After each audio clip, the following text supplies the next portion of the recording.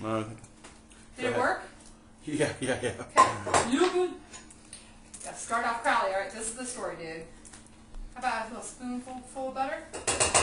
Just like that. Get a little flour here. I'm going to measure this out real loosely. I don't know. Whatever that is. What are you making? I am making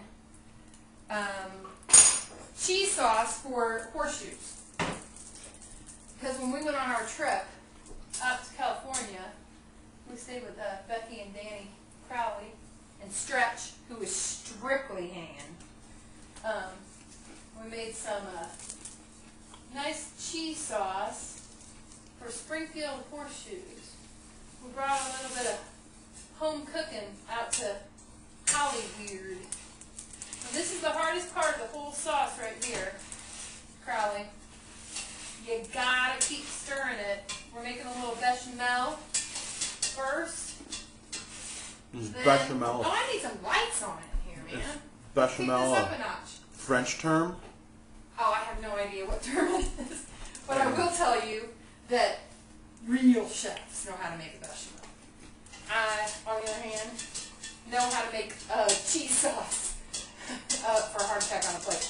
Cheese sauce for a heart attack on a plate, aka a horseshoe. Horseshoe. Or Texas caviar. Yeah, but you know, I don't like calling it a Texas caviar, and I'll tell you why. It started in the patch. It is strictly a patch phenomenon, and that has nothing to do with Texas. So, I don't know. Doesn't it have Texas toast? Oh, well, you know, I guess it could. Although I myself put it on sourdough bread. But I guess if you're a purist, it would have to be on Texas toast, right? And then what else is a horseshoe? What's the foundation for the cheese sauce? Now, it looks like I need one more spoonful of butter in here. So this is why I'm recording it, Crowley. You can make sure to get the real deal here. What was the question? The foundation for a horseshoe before the cheese sauce goes on. Oh, let me tell you how it goes. You toast yourself up some nice bread, all right? Texas toast if you want to be a purist. Nice Texas toast. Nice, you know, not that mean. Nice, thick right. toast. You toast that up, and then the real horseshoe is going to have a hamburger patty, 2 hamburger patties. On 2 pieces of Texas on toast? 2 pieces of toast, because if not, it's called pony shoe. Pony shoe versus horseshoe. Pony shoe's 1 piece of bread, 1 hamburger patty, and a horseshoe is 2 pieces of bread, patty being a hand-patted patty of about 1/4 pound? So 2/4 pounds would equal a 1/2 pound? You know, these ones I'm making tonight are really, really thin, so they're not going to be, this is going to be an 1/8 of a cup here, Danny, is what I'm putting in here. Oh, somebody's calling. Alright, so let's stir this up here. That's an 1/8 of a cup, Danny, but we might even go up to 1/4 of a cup here. Once I get looking at this. And we're going to kick it up to another 1/8 of a cup, so it's going to be a total of 1/4 of a cup of milk. This is my favorite. Here in Denver we have a dairy that's right behind Kathleen's godmother's house, Royal Crest. They deliver every single day, including holidays. One year our delivery date fell on Christmas.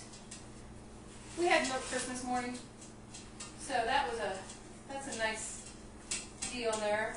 All right, let's see here. All right, this is looking really nice. You want to see what this looks like? Can you see? See how creamy that is? All right, now, very important, Crowley, extra sharp cheddar cheese, dude. Extra sharp. And you cannot buy it already shredded. It will ruin this cheese sauce. This is, let me see how big this deal is. It says it's 8 ounces, so that's what we're going with. Who are you talking to? Anybody I need to know? I'm talking to Lisa Olstrom, who stopped into... we have some postcards for her. Yeah, we have postcards for you. She had to stop into Irish because it was hot out there and she needed a cold beer. Good for her. She's our girl. Good for her. All right, and then this other cheese here is Old English, Crowley. Old English. And this is a 5-ounce can. It's Kraft Old English, and it works like a charm. All right. You gotta be real careful here. You don't want this to burn while you're melting this cheese. All right. Scrape all that off there. I'm going to put this on. All right, now this is not how I did it at your house, Crowley, but this is how I'm going to do it here. I'm going to add the Worcestershire sauce now. Throw a little bit of that in. I don't know, a couple sprinkles or so. You see how great flavor. Can't use anything else but Lee and Perrins either. Nothing else will work. Now this is what I did at your house. It seemed to work out pretty well. Is I used real mustard. I used the wet mustard instead of dry mustard. And that worked out just fine, so we're going to do that again. I just got an off-brand of that. A little bit of Kroger yellow mustard, just off-brand. No worries on that. You notice what's sitting on that counter up here. My Miller Lite. I want to be drinking that too. Alright, so this is really starting to melt up. You see that?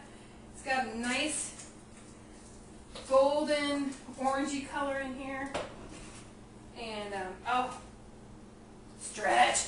You love this, man. Oh my. Alright, so this is my Miller Lite. Aaron, my rock twin. And, so fine. The, rock twin number 2. We used to love our little Miller Lights. And Carol Clark. You like it too. You're the one at that beach house, or boathouse, I mean. Alright, now see, I just poured some of that beer in there. That's going to give it a nice consistency here. We'll just let that keep going. We're almost done, Crowley. We are almost done. Alright, the last piece of this, I don't know, I always think of Rocky. Balboa running down the stairs, you know. Whenever I crack open an egg, man, because didn't he eat like a raw egg on that show? Or that movie, I mean? Alright, so this, you just need the yolk part. And again, I'm not making healthy food here. This is a heart attack on a plate, okay? But we will use those egg yolks, or those egg whites tomorrow morning for Kevin's omelet. And then we just add this egg yolk right into this mixture. I don't know what that's all about. I don't know, does it give it a richness? I have no idea. I'm not a trained chef. I just like to cook. Stretch. Salt and pepper. That's salt and pepper. I started tasting it. I was like, there's something missing in this cheese sauce. So I had to get the salt, brown pepper, and white pepper. And I also forgot to tell you how to make the rest of this, the horseshoe sandwich. Can you believe it? Alright, so it's the toast and the hamburger. And then this is critical. Nice, crispy, thin shoestring fries, right? And then you throw this cheese sauce, man. Top it all off with this divine I can smell it. cheese sauce. And I just invited Lisa and Scott down tomorrow. That's not the same. Velveeta. But I don't have any Velveeta tonight. So I'm going to add the deluxe sharp cheddar cheese sauce instead. But if you're smart and you remember to get Velveeta at the store, use a half of one of those big loaves. I don't know what that is in terms of weight, but you can Google it if you don't know. And a half of a loaf. Half of a loaf. And oh yeah, that's gonna be perfect. All right, well, third time's a charm. Thank you. I've got bunko tonight. I told you I was making mini horseshoes for bunko, so that's what we're doing. The girls are gonna love it. All right, that's all for Cook 'em for Crowley.